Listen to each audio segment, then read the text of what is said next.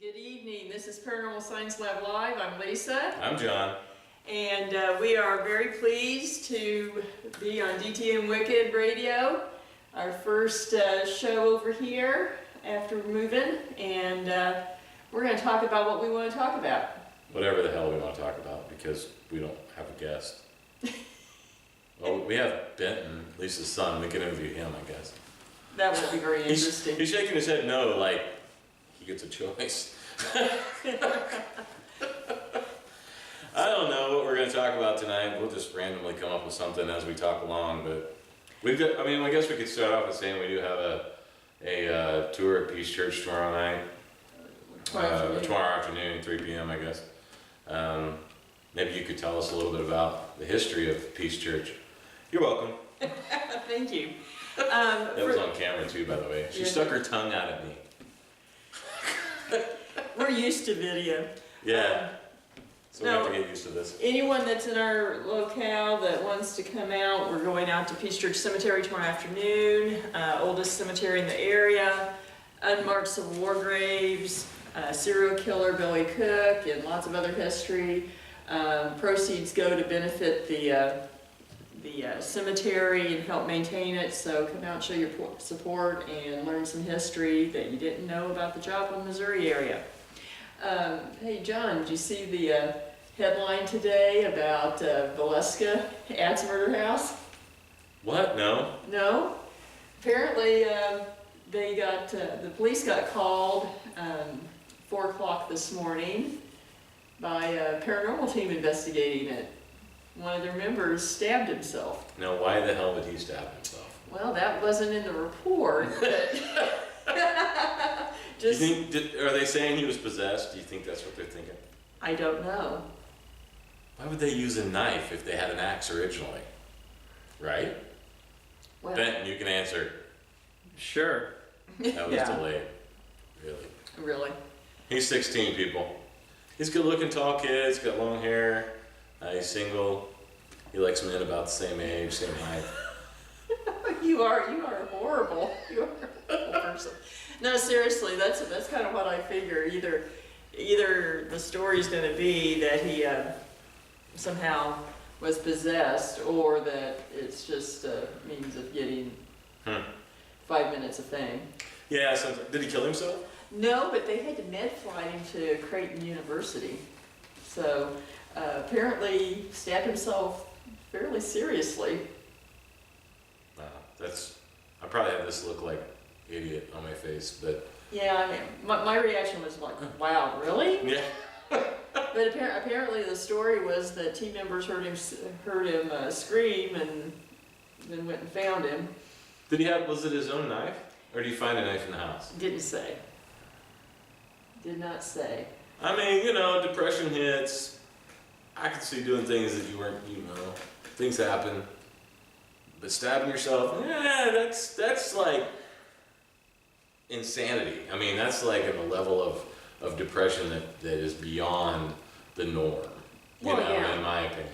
Well, and for a wound serious enough that you actually have to be med flighted to University Hospital. You did some damage. Of course, there was that guy a couple of years ago, and when bath salts were the big thing, where he cut the cops came in and he cut himself. He gutted himself basically, and his intestines and stuff fell out on the ground. Yeah. The guy lived, but I mean that's just I don't know how you could do that.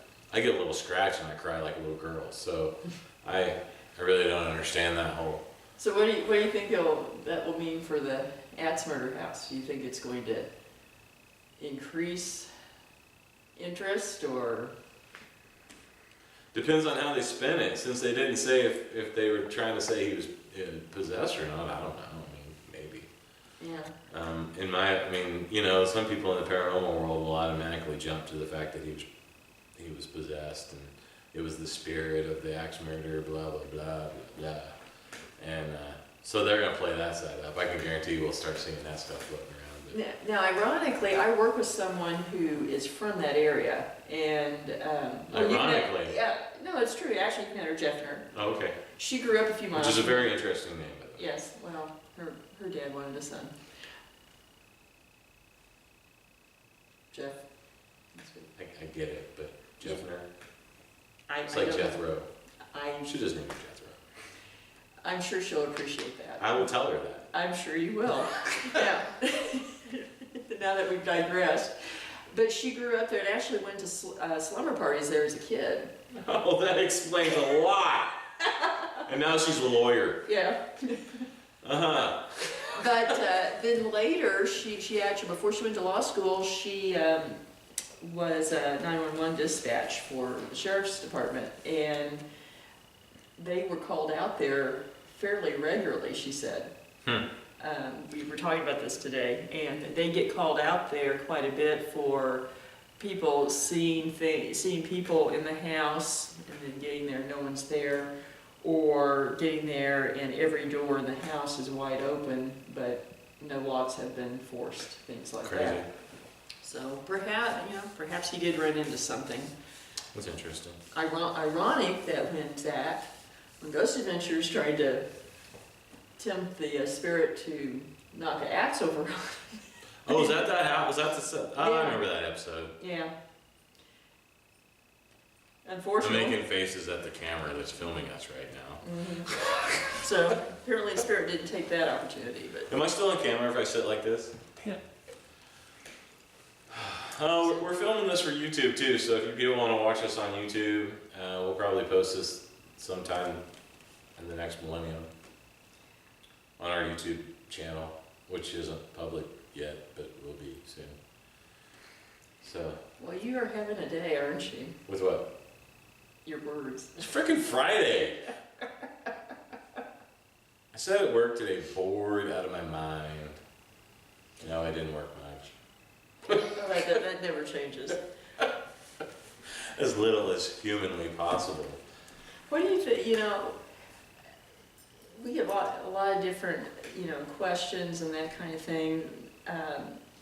Lately, we've been getting a lot of interest in different types of spirituality, and As in? well, different religions, alternatives, Wicca versus Hoodoo, etc. Thoughts on how it dovetails with the paranormal? I think that dovetails, that's a big word. Not really. I think that people get into the paranormal looking for more than just spirits, ghosts, whatever. Mm-hmm. I think people are in search of more of a better understanding of the afterlife, what actually happens, and the people that are looking for a deeper understanding of the afterlife tend to look at more of the original faith systems and like the earth-based religions and stuff like that, because they are more true to who we are and what is really meant to be. I'm not saying that I think that Christianity's bad or Judaism's bad or yada yada yada. I have friends in all those faith systems. I'm just saying that people don't realize that all of the main faith systems are all based off essentially earth-based religions. Well, yeah, it goes back to a root religion that just changed in different places. Well, yeah, and a lot of the people that were trying to get Christians or people to turn to Christianity were basically taking on pagan holidays and pagan customs to get them to change over. Right, just change the names and... Yeah, there's a little bit of tweaking and poof, there you go, now you're a Christian. I don't know if I believe that. I don't know, and really to this day, they still follow some, but it's not like it used to be, I don't think. And there was a movie, that came out not too long ago called Noah, and I'm sure you've heard it. Mm-hmm. And basically, I've seen a lot of feedback from Christian people saying that it's not true to what happened. Well, my first question to that is, how the hell do you know? Exactly. You weren't there. The only description you have is in a book that was written 300 years after the fact, and how do you know? Exactly. So, However, I mean, there were similar stories written all around the world. sure, You know. but my point is that the movie itself follows more of what I would consider that life was like back then. Mm-hmm. And that's why it's so, people think that they live like we did. Right. You know, we do now, back then, and that's just not the case. I mean, even Christians believed in herbology and, you know, the use of scents to do certain things and healing and so forth. Doctors just didn't live on every corner like they do now. They had to have witch doctors and root people that, you know, did those types of healings. You know, they just had to. Well, and really, pretty much every major faith system at some point has embraced that. Right. And really, I mean, that didn't get sort of beaten out of people until the Middle Ages. Right, and that's what I'm getting at. You know, a lot of that, they depict Methuselah as basically a shamanic character, which really, if you read the Bible, is pretty much how you would depict him. I mean, he lives in a cave by himself, you know, and has this like connection to Earth, to where he heals Noah's daughter and so or his basically adopted daughter, and so that she can have babies and so forth and so on. Well, you know, Noah thinks it's the devil and yada yada yada, and he's been told that he should kill this baby. Well, you know, that's his grandchild. And anyway, that's a whole other thing. Anyway, that, you know, that's just the faith system is changed so much because people are scared of the truth. I truly believe that. Well, often they want what's comfortable and reassuring. Right, and they want what this one person says up here on the pulpit and says, and this is what you do, yada yada yada. Well, that's his interpretation. If you would read the Bible and interpret it your own way, then your interpretation could very well be different than theirs. Right. Or more in depth, you know, because I think sometimes they're kind of limited on what they do there, and, you know, what they want people to know.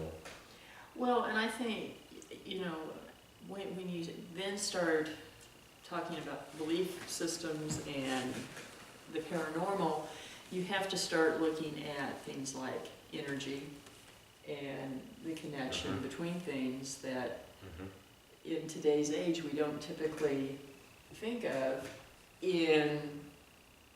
except for more like, say, quantum physics or something like that. But as far as everyday connections, relationships, people don't think in those terms. Right. But there's a connection between everything and everyone.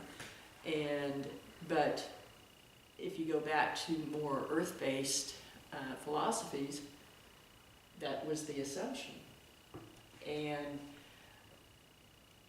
I think when religion started making people afraid of those things, that's when you started getting those taboo subjects. Well, and people started falling away from their own intuitions and their psychic abilities and their because they were believing just what they were being told. Right, which surprises me, because if you're connected, as a lot of psychics are, to the world around you through energy, I don't know how you could believe it. I mean, I really don't understand that. But I guess, you know, back then people, I'm not going to say weren't as smart. In a lot of ways, they were smarter, but they didn't have street smarts, you know, that we have now. Either that, or you go through a time period where, say, you go through a time period with major plagues and things like that, and just everything, the day-to-day life, just survival gets to the point that it's paramount, and people just kind of get disconnected, and then other things take over. Well, and you're right. I think, you know, that's entirely possible. You know, during plagues and stuff, people started, you know, hoping for more. Maybe, I don't know. You know, but I have gas. Thanks for sharing. I'm burping up spaghetti, and it's nasty. But I think that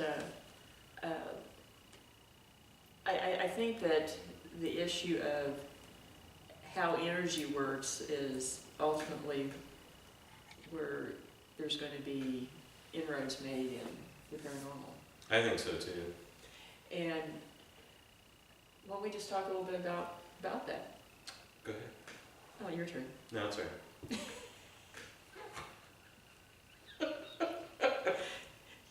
You are being a stinker today. Energy work in the paranormal.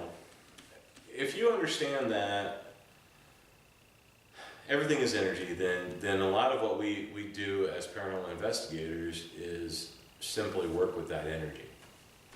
I think that, personally, I believe that if you tap into that, which we all have the ability to do, you could actually have discussion with spirit without devices. The devices are just for recording it. And a lot of times, you know, we've seen this in investigations, they'll answer questions before we ask them because they're reading minds. And it's just that it's energy. They don't need to hear the sounds that we make, that we have to have, that we've lost the ability to communicate telepathically. But they don't have to hear the sounds. They just start answering questions. And sometimes we'll get that over echo boxes or flashlight work or recorders and such. And I think that's, you know, probably what's going to change the most is that people, once they learn how to start using their intuition, and you're seeing it more and more. I see a lot of that posts on Facebook and stuff like that about using your intuition, how, and people are starting to realize that it's not dark magic that's causing you to be able to do this. We're just intuitively able to. Well, it's just a part of our senses, just like sight or hearing, etc. I am not a Satan worshiper. I don't even believe in Satan. Well, yes, you have been accused of that. I've been accused of being a Satan worshiper because I am a paranormal researcher. Flat out asked me if how did he word it? He asked me if I was a worshiper, which when I first thought, I thought he was asking me if I was a Christian, which I promptly said no, because that would be a lie if I told him yes. And then I realized that he was asking me if I was a devil worshiper, and I again said no. I said I leave that to the Christians, because in essence, they have to believe that they have to believe in it for it to be part of their faith system, which I also believe in, because I think that, you know, all faith systems have a balance. There's a balance in everything that we do. If there is no balance, then one side does not exist. If you don't have bad, you can't have good. Without the bad, you would never know what good is. So I believe that, and I'm getting off topic, but I believe that Lucifer, Satan, is God's balance, and God is Lucifer's balance. So we as human beings walk that gray road in between the two, and that's why we have freedom of choice, or we have, you know, the ability to make choices and stuff like that. Well, and that's certainly not limited to Christianity. No, Western absolutely not. religion. I mean, look at Buddhism and Chinese Buddhism, Yeah. yin and yang. I mean, And my son was even like, well, Buddhism doesn't have negative characters. And yeah, they do actually. I can't think of the name of it right off the top of my head. I can see it in my head, but I'm not getting it, so on the tip of my tongue. But they do have a flip side to their faith system. I mean, there has to be that dark side of anything. We all have it. It's whether you act on it or not, but it's got to be there so that you know right from wrong. And I know that tends to be a rather controversial subject in the paranormal, because people immediately start talking about demons and possession and horns and. I have horns. Yes. I think those are bunny ears, though. Oh, whatever. But you know, and so.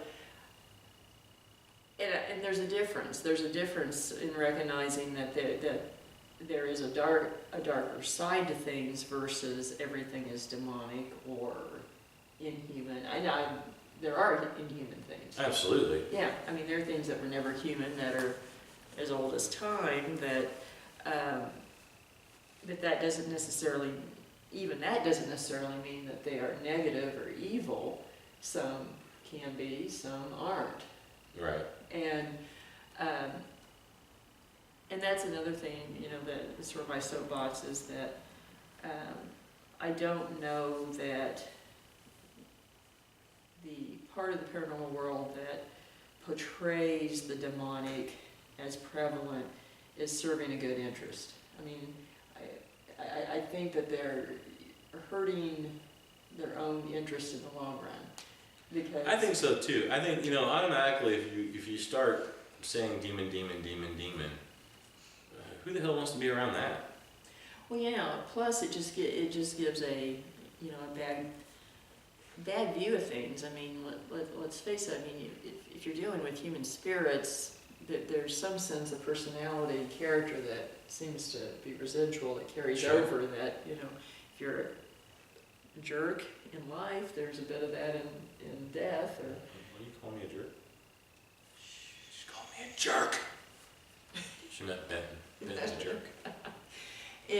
But there's a fascination with jumping to the worst conclusion. Well, I think that's in everything too.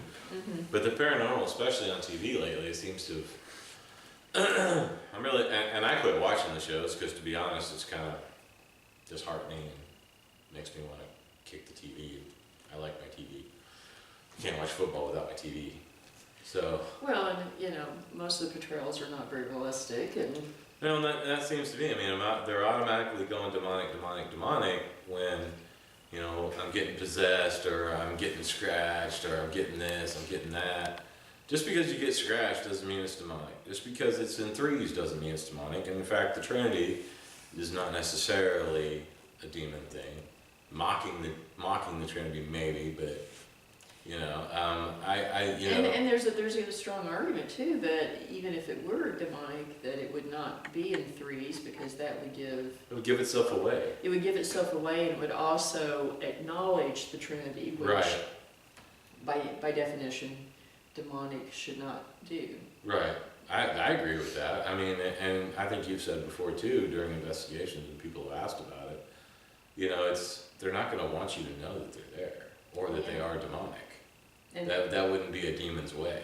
well, in cases that really have added up to perhaps being demonic, and they are very few in numbers, that's how they tend to go. I mean, it's very deceptive as far as it starts out subtly. It starts out, focusing often on one person, that other people are not affected, so they don't suspect that it's anything other than someone being depressed or this or that.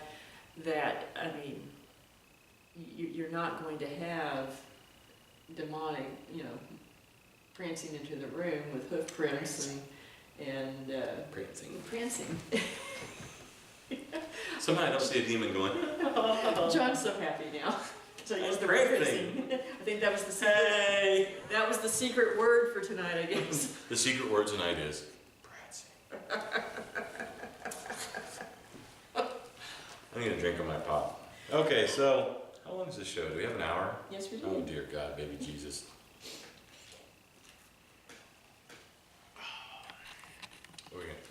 We got like 30 more minutes to talk about something. You are something tonight, I swear. What am I? I haven't decided. Maybe you're prancing. Prancing! I need Well, a hat. Yes, you do. You haven't worn a hat for a while. I know, I need a new hat. I need to get a P.O. box and have people start sending me hats. Yes, you've done that in the past. I think that's an excellent idea. So, okay, I think we should discuss, well, we started cemetery tours. Mm-hmm. That's a good point. People often talk about cemeteries being haunted. Pulling cat hairs off me. Usually they aren't, Usually they're not. unless there's something there for another reason. Is that cat hair too? Yes, Frickin' cat. but I love my cat. we can tell. Oh, he loves my coat. But usually cemeteries are not haunted by and large, and that's often a question asked. But I don't know that I think mostly they're not haunted. mm-hmm. I think the couple that we do tours at are. Well, yeah, but And for weird reasons. I mean, I'm really not sure why. I mean, we went into one, we had a tour last weekend at one of the local cemeteries, the Mount Hope Cemetery. And I won't say names of the graves and stuff like that. But we did go into one mausoleum, and there was very obviously something there. Mhm. And it affected one of our team members. I could feel it. You felt it. yes, I mean, one of our team members that really doesn't classify himself as a sensitive, basically backed out and walked about 50 yards back. So, which is odd because, and the person was a founding member of this town, so I'm not really sure why he was, I mean, I guess that would be why he would hang around Joplin, right. but not necessarily his mausoleum. Well, of course, might not have been him, and then That's true. you know, I mean, there's other family members there, and then of course maybe someone else there. Now, of course, this kind of goes back to it. There were Civil War skirmishes there, That's true too. and Okay. unmarked graves. I'm sure of that, yes. So so it's not clear. What you know, was that? I don't know. We're here at the John Wise House, as we always are on our shows. Did you hear that? I hear it right now above us. And we're hearing footsteps Your above us. mother's still talking, so we're trying to listen. So, We hear things here all the time. If anybody's ever been to this place, which there's a few people that might be listening that do, it is active. We get quite a few EVPs here. Two guys arguing, young lady giggling, and thought somebody was just standing there. You hear that again? Mm-hmm. Footsteps. Right now we're hearing banging from upstairs. I'm not really sure well, what that's and about. we do hear doors banging in here at times with the argument. So, so watch for when we post a new tour at the John Wise House, because Yeah, we need to get some new tours up. We've kind of, man, I'm telling you what, Halloween's a rough time of year. yeah. And then that's the thing, if we have any new viewers tonight, listeners, all our events benefit historic locations for maintenance and preservation, so have a good time and benefit a good cause. Kind of getting back to cemeteries, that may be why there was something there, but I tend to believe that usually if there's activity there, it's for, something happened on the ground or graves disturbed, that kind of thing. Right. But, Well, and like the cemetery we're going to tomorrow, I mean, there's unmarked graves under the road, which, Mhm. They call it, what, Desperation Road or something like Mhm. that, which you picked up on. Actually, I picked up on it. Well, So- and there was, in the back part of it, on the east side was a pauper's burial too, and they were actually graves on top of each other unmarked, and Yeesh. plus Civil War mass grave and Right. serial killer, and which is unmarked, Yeah. and so. But active. Yes, Unmarked, but active. yes. So, I think those are reasons. But talking about cemeteries, it kind of brings up other beliefs and practices around cemeteries. As in, you talking about hoodoo and voodoo? Sure. Go ahead. No, go ahead. You're more versed in it than I am. I got this snazzy little book that I've been reading, or I just got it today, so I've read like 3 pages and skimmed through the rest of it. Well, and there's a very, long traditions in different parts of the world that cemeteries, graveyards hold a lot of energy, a lot of power, and in hoodoo and voodoo that can be used for spell work, etc. I think the root of that belief is just the belief in the ancestors, or the cult of the ancestors, which is kind of worldwide, that there's a connection to ancestors and they can empower, and then it's developed over time. Absolutely, and your connection to ancestor doesn't necessarily have to be hoodoo or voodoo. And if No. anybody is I've been doing a lot of reading on this lately just because it's interesting to me. There's a lot of Christianity based in both faith systems, both hoodoo and voodoo. The New Orleans style voodoo especially seems to have a very, I hate to say Christian, probably a more Catholic is probably a better description. And I'm sure my friend Mama Julie will tell me when I'm wrong, if she hears this. But, so they have a very Catholic understanding of saints and so forth. But anyway, but it's a mixture of the Catholic right, it's a mixture. and the Well, and the African beliefs. Well, and that's how they hid it. Well, they hid it in Christianity and hoodoo. You know, Sure. they when the slaves were brought over, or forced to be here, back in the during the beginning of our country here, they had to hide their faith systems and the magic that they used because they would get beaten or worse from using it. So they would mix it in with Christianity so that nobody would guess what they were doing. Right, and that's probably a good, that's a good example of how the belief systems have changed over the centuries. The morphing of it, sure. Yeah, because people took what they believed in, and particularly if they were in a situation where they were sort of being forced into other systems, incorporating it so that they wouldn't be discriminated against or... Well, and if anybody's done any reading on and I don't want this show to sound like that we're bashing Christians. It's just these are facts. Back in the beginning of this country, Christianity was used as a tool to control the masses. Mm-hmm. You were hung, beaten, just for doing the smallest of things, and so they didn't have much of a choice but to hide what they were doing inside of the Christian faith so that they could still practice and yet look like that they were following, Christianity. And actually what's happened from the reading that I've done is that the Bible itself has given the magic more power in a lot of ways. And I think that has to do with just about any faith system. If you put energy into it, it's going to happen. Intention is everything. Yeah.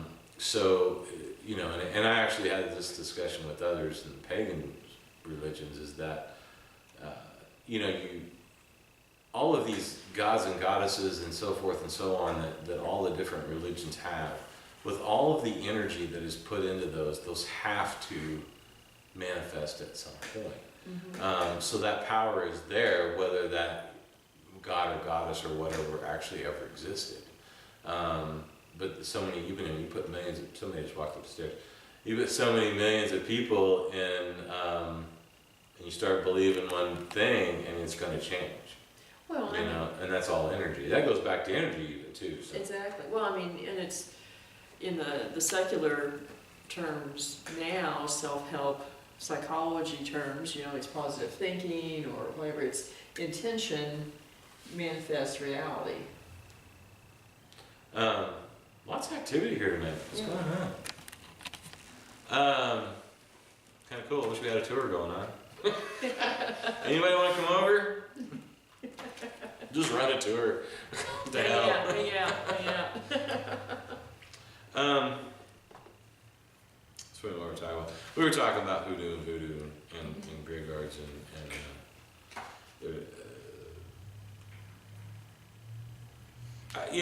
there's some parts of it that I have, and I don't have a Christian background. I was born, I was baptized in the Baptist church.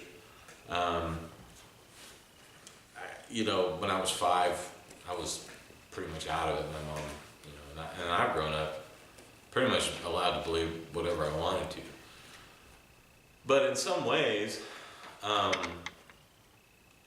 some of the stuff that I've read, I would never delve in. It's just a little too dark for me, maybe. Not really my forte, as you know, I do very much believe in walking a gray road, but that doesn't mean that I have to put my toes in the black all the time. Right. And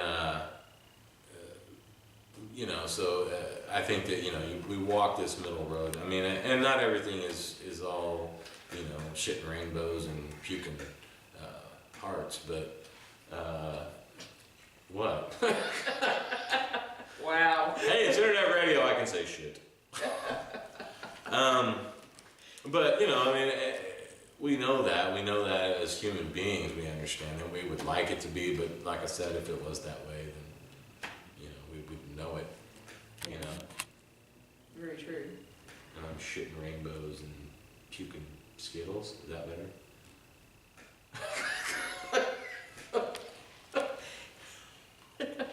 I'm not sure I want any Skittles again. Skittles are yummy, unless you puke them up. Wow.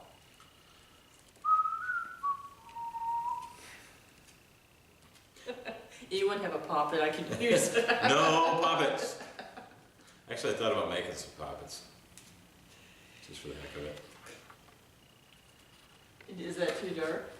What, a poppet? Yeah. It's a doll. Right. I don't know. I was just gonna make them and sell them. I wasn't gonna use them. Okay. So what is you dark?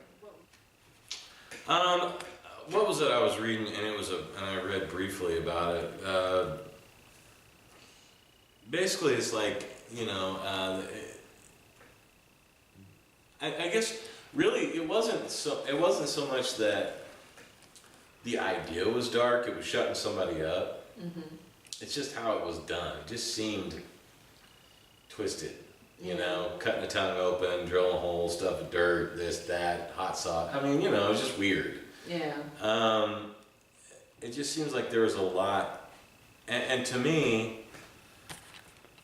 using graveyard dirt is one thing. Using graveyard dirt from a grave is a whole nother animal. To me, I think. Mm-hmm. The same reason that I will not urinate in a graveyard.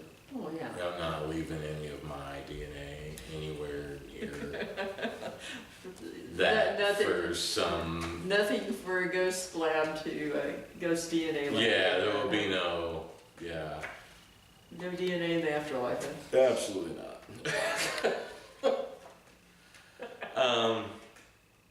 But you know, again, I think a lot of when you're talking about Is it memory full? Almost. those, Just let it run. We're almost done. yeah, just when you're talking about spell work and so forth, you know, there's a variety of approaches for the same result often.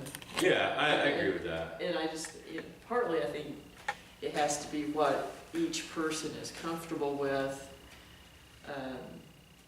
But I think people need to understand what they're doing. And, Oh, yeah, and you that there is and often there is a price to be paid. Right, and you know, you should not, if you don't, just because you have a book, just because I have this book, Working into Boneyard by Denise Alvarado and Madrina Angeli, free plug, you can write me a check for $19.95, payable to, no. Just because I have this book, I wouldn't run out to a graveyard and start doing this. Right. I mean, this is just informational for me. It is just informational. It's very in depth. I mean, and it's for a small book. It's got a lot of information in it. Doesn't mean I know what I'm doing to go out and start spinning. Well, and this I think that's a good point. Is that and you see it in various aspects.